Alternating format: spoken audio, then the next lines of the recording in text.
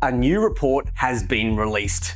5.6 million Australian homes, almost half of all properties nationally, are identified as at risk of bushfire. According to Domain, this affects $4.66 trillion worth of property. Only 29% of Aussies know about their property's risk of being impacted by such natural disasters, and just 20% know where to go to seek information about these risks. Australia's recent bushfire seasons are considered some of the worst in the world, and Black Saturday was a sudden shock that bushfires can affect anyone. Over 25 million hectares of land was torched, and the fires left 173 people dead, while destroying more than 2,000 homes and 3,500 total buildings.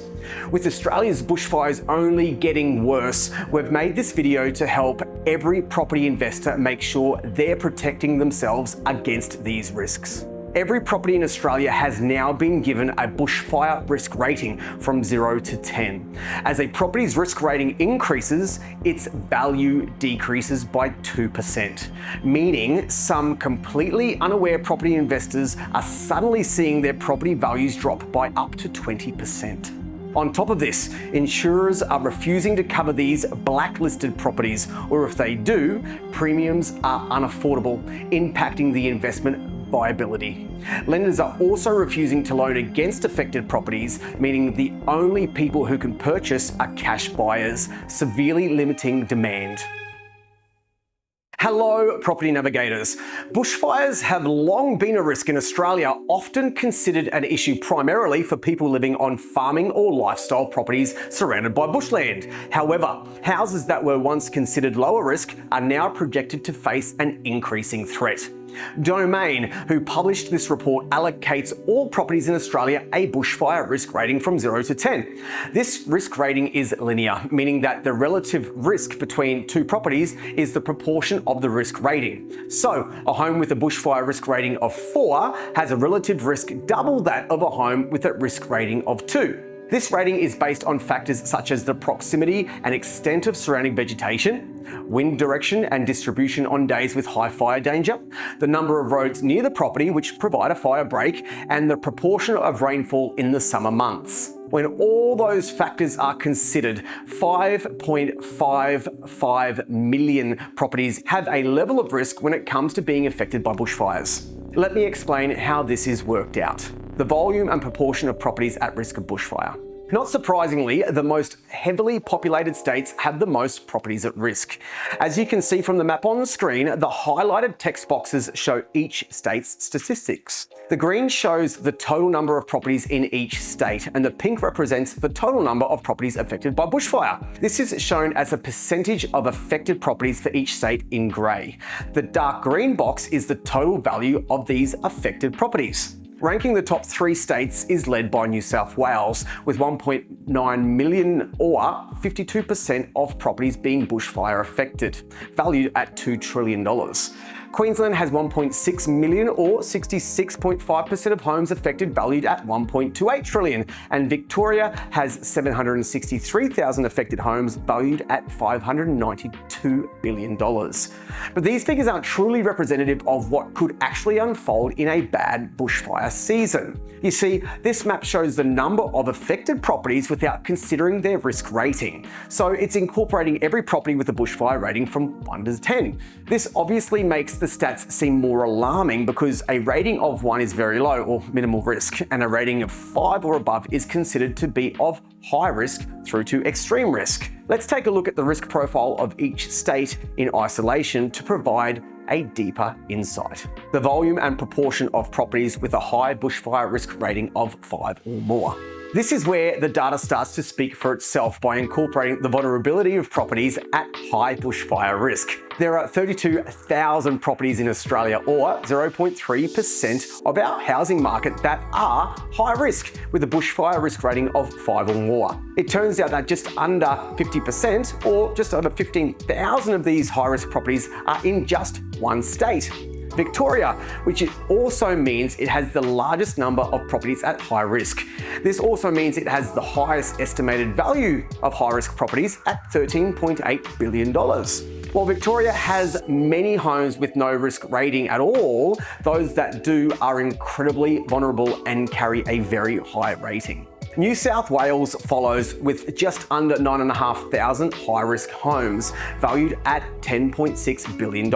And Western Australia has the third highest number at nearly 6,000 properties valued at $5.4 billion. What is interesting to call out here is, despite having the second highest overall volume of properties at risk, Queensland has almost no properties at a high level of bushfire risk, accounting for only 0.1% of all properties in this category. Look at that, 20 properties with a rating higher than 5. This tells a much different but clearer story. Areas most at risk. Australia's highest risk areas are primarily in New South Wales, Victoria and Western Australia. The number of properties at a high level of risk highlights the broad impact bushfires pose. Even the capital cities harbour a degree of bushfire risk, particularly in the outer suburbs on the urban fringe. States and territories outside New South Wales, Victoria and Western Australia have relatively low average bushfire risk regions. However, it's important to note here that for South Australia, while it has one of the lowest volumes of high-risk properties, it still has a significant portion of Australia's bushfires each year. Queensland's Warringah-Talai is the state's highest risk region, with an average rating of 1.79. That is well under the 5 or higher rating required to be considered high risk. The territories have the lowest risk areas compared to their state counterparts. Do buyers price in risk? Domain's research has found that over time, both buyers and sellers have priced into properties the risk of bushfire. With each increase in the bushfire rating of a property, Domain has calculated its value decreases by 2%. This can substantially alter a property's price, particularly for those at the higher end of the scale. Imagine buying $1 million property and then finding out you have the highest rating and losing $200,000 just like that. Projected changes to bushfire risk. Future forecasting shows the ever-increasing risk to residential properties here in Australia and why assessing bushfire risk should be part of everyone's due diligence process.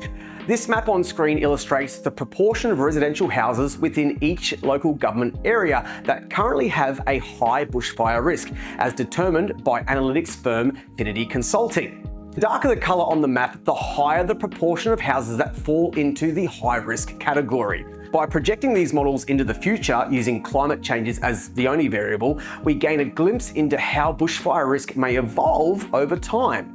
Looking into the future to 2050. Under high emission scenarios commonly used to assess physical risks, areas that are currently light pink on the map will darken to crimson. This reflects an increasing number of homes that would be classified as high risk by today's standards. Looking into the future to 2090. By 2090, many previously blank LGAs will show colour indicating new high-risk areas, while others will darken to maroon, signifying heightened risk levels.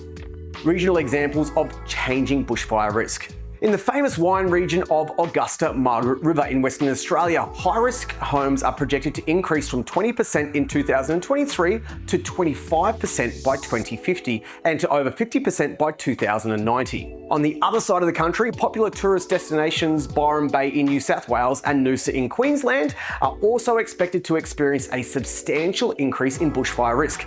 Currently, a relatively small percentage of homes are considered high risk, but this is projected to rise to over 1 in 3 homes by 2090.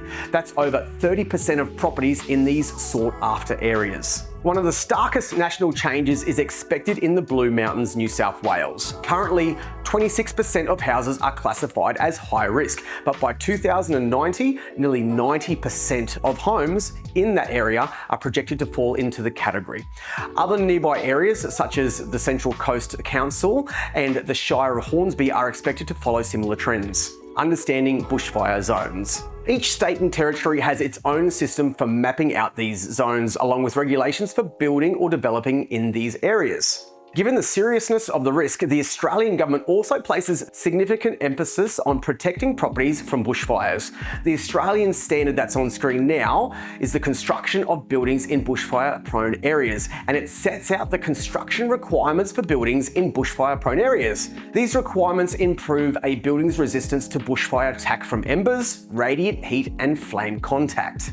identifying bushfire-prone areas. There are a few steps you can take to identify if a property is in a bushfire-prone area. Number 1, state or territory bushfire-prone maps. Each state and territory provides comprehensive maps that detail bushfire-prone areas. Be sure to look these up and be across the detail. Number 2, local council information. Your local council can provide additional information on bushfire zones. They often hold records on whether a property falls within a bushfire-prone area and can give insights into local fire management plans. Number 3, bushfire attack level, also known as BAL assessments. Now, a BAL assessment measures a property's potential exposure to ember attacks, radiant heat, and direct flame contact. A BAL assessment has implications for building and/or renovating a property, as well as lending ability. It is performed by an accredited assessor who provides a detailed report revealing whether a property is in a bushfire zone. It uses factors such as the fire danger index of the region, type of vegetation surrounding the property, distance of the property from the vegetation, the buffer zone around it, and the slope of the land. These assessments are used to provide a bushfire attack level, BAL, of the property. There are 6 bushfire attack levels that can be assigned to a property pending the assessment. BAL low is the lowest rating and represents a threat level too low to warrant any specific construction requirements. The highest level is BAL FZ, which stands for flame zone, which, as the name suggests, represents an extremely high risk, being that damage to the building's integrity and residents is extremely likely. In between BAL low and BAL FZ ratings, there are BAL numbers 12.5, 19, 29, and 40, which all step up incrementally in terms of the risk factor, as you can see on screen. BAL FZ level is now outside of the Building Code of Australia's scope. So if you bought a property with this rating, you would very likely not be permitted to build. Property lending in bushfire zones. Now, the thing you need to know is you are probably not going to get a loan for a property that has a high BAL rating. However, some lenders are more flexible than others. If your property is in the flame zone, then you're unlikely to be able to obtain finance at all. Just in case it needs to be said out loud, it's not a great idea to consider purchasing a residential property with a high BAL rating. The recurring nature of bushfire means the threat of this natural disaster must remain at the forefront when making property purchases. If you want a more detailed conversation about this, be sure to pick up the phone and jump on a free call with Boyd or I so we can run you through it. Until next time, happy property navigating.